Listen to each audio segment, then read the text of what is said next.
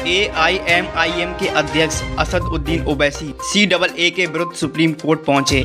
उन्होंने कहा CAA कानून NRC और NPR से जुड़ा है, आप इसे अलग मत समझिए।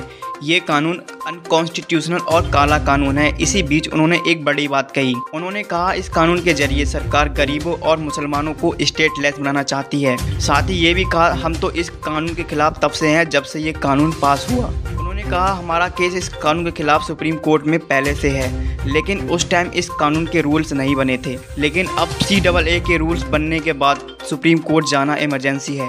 ओवैसी ने कहा इलेक्शन से पहले इस कानून को बना के अमित शाह और मोदी जी राजनीति कर रहे हैं। तो हमने सुप्रीम कोर्ट को पहले ही हमारा केस सुप्रीम कोर्ट में है।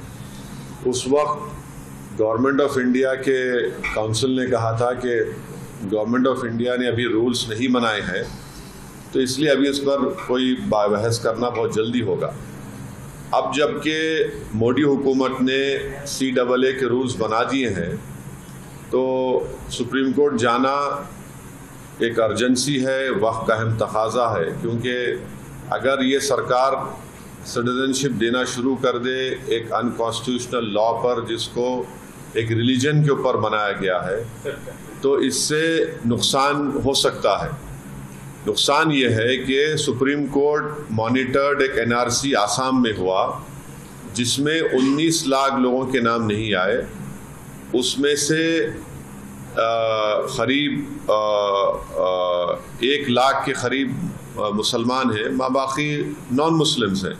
अगर आप इस लॉ के उस रूल्स के तहत उन तमाम लोगों को दे देंगे सिटीजनशिप जिनका रिलीजन इस्लाम नहीं है, तो ये बड़ा ही नाइंसाफ़ी होगी उन लोगों के लिए, उन मुसलमानों के लिए जिनका नाम नहीं आया।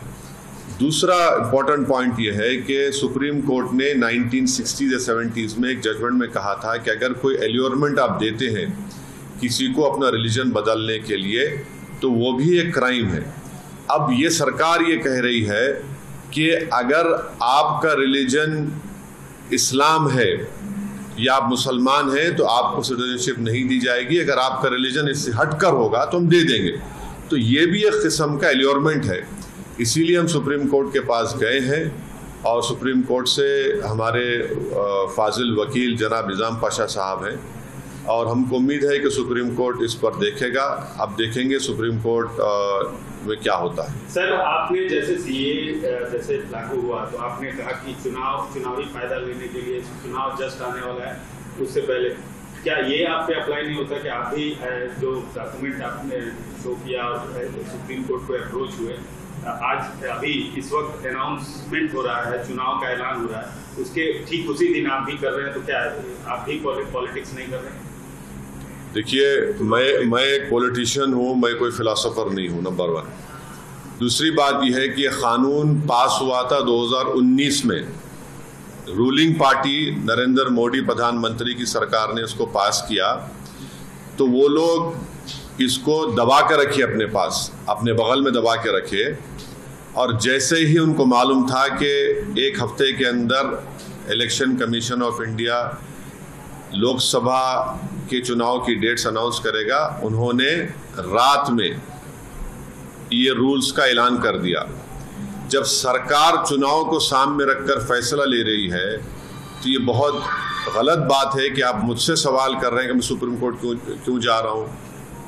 जब कोई रूल्स बनाती है सरकार, तो मुझे सुप्रीम कोर्ट जाना पड़ेगा ना। मैंने तो उस कानून को लोकसभा में इस बिल को फाड़ा था, जिसको अनकॉन्स्टिट्यूशनल काला कानून कहा था।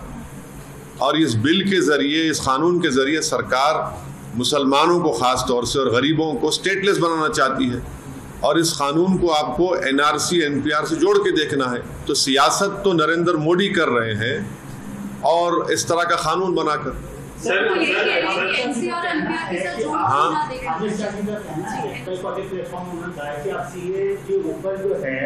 आप झूठ फैला रहे हैं, आप राजनीति कर रहे हैं, आप डर पैदा कर रहे हैं। उनका कहना है कि जो आप बात बोल रहे हैं वो प्रोविजन CAA के जो नोटिफिकेशन है, जो गवर्नमेंट का नोटिफिकेशन, उसमें नहीं है। उनका आरोप है कि आप जानबूझकर राजनीतिक फायदे मैं एक ही बात कह दी अमित शाह और नरेंद्र मोदी।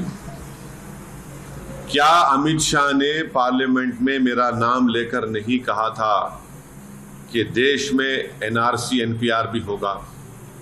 आपके कई टीवी चैनलों पर अमित शाह ने कहा था कि क्रोनोलॉजी समझिए, एनपीआर एनआरसी होगा। क्या बीजेपी ये कह दे कि आसाम में जो 19 लाख लोगों के नाम सुप्रीम कोर्ट मॉनिटर्ड एनआरसी जो हुआ था, जिसमें 1600 करोड़ रुपए खर्चा किए गए और 50 लोगों ने सुसाइड कर लिया, उसमें हेमंत बिस्व शर्मा जो मुख्यमंत्री वो कह रहे हैं, वो कह चुके हैं कि जो नॉन मुस्लिम हैं उनको सिटीजनशिप मिल जाएगी। मुसलमान क्या करेगा?